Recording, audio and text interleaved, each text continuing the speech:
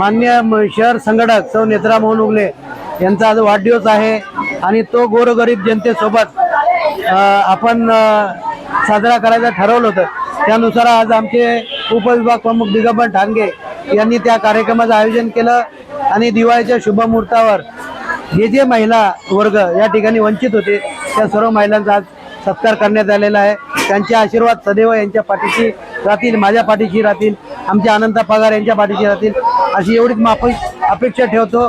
आणि तुम्ही सर्व लोक आले, तुम्हाला पण दिवाळीच्या शुभेच्छा आणि धन्यवाद।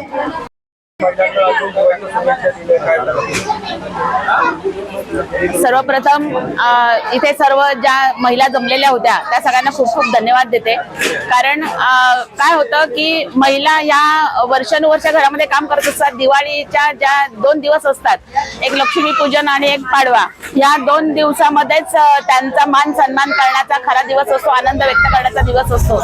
परंतु शिवसेना शाखेमार्फत, ठाणकरपाडा विभागीय शाखेमार्फत आम्ही नेहमीच महिलांचा सत्कार करत आलेलो आहोत। आणि जास्त करून ज्या घरेलू कामगार महिला असतात की ज्या नेहमीच काबाड कष्ट करून आपल्या घराची उपजीविका त्या करत असतात आणि त्यांच्या प्रती नेहमी ठाणकरपाडा विभागीय शाखा ही एक ऋण व्यक्त करत असते। कारण आज त्यांच्यामुळे काही कुटुंबांना आधार मिळतो, त्यांचाही कुटुंबाची उपजीविका त्याच्यावर चालत असते। आणि शिवसेनेचं हे ब्रीदवाक्यच आहे, बाळासाहेबांनी आम्हाला एक बाळकडूच दिलेलं असतं की 80% समाजकारण करायचं आणि 20% राजकारण करायचं। परंतु ठाणकरपाडा विभागीय शाखेतर्फे मी तर म्हणते की 100% समाजकारणच चालू असतं।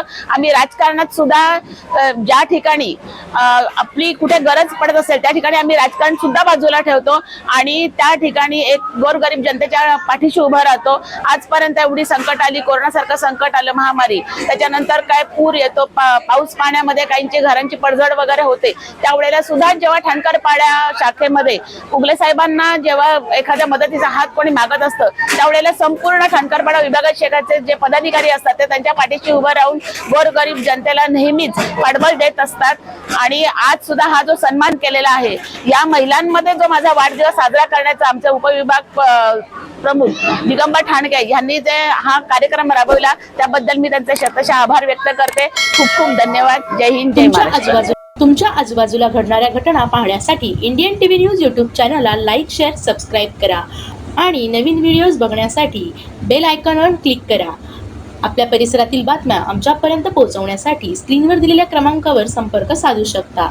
9320420420